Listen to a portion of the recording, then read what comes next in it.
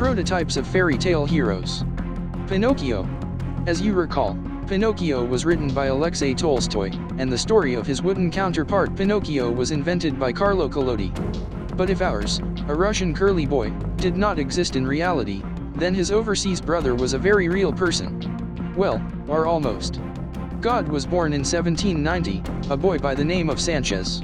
He was terribly unlucky, because he was a dwarf, and barely reached his desk with his nose. However, the boy grew up bold and courageous, so much so that even in the army he managed to serve and pay the debt to his homeland. But here, fate had a lot of patience for him. Sanchez returned home crippled. Robin Hood.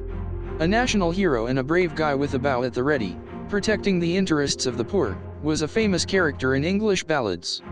He took away wealth from the barons and princes and distributed it to the poor with joy and generosity. But this, in fact, was only in a fairy tale, since the prototype of Robin Hood was a rather cruel man who wielded his gang in the Sherwood Forest. Most of his income was looted in a trite way, and not heroic robberies in favor of the poor.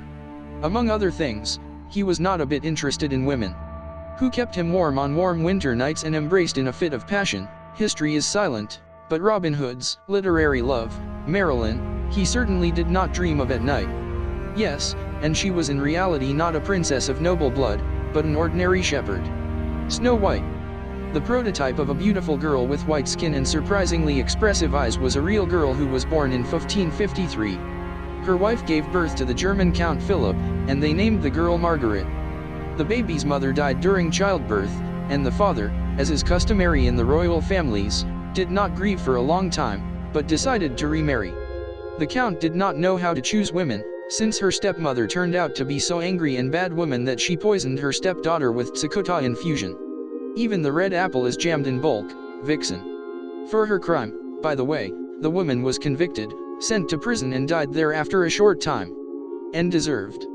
Harry Potter. The most popular boy of our time, who defeated Voldemort himself, in reality, unfortunately, did not exist. Here, Harry Potter fans should take a deep breath.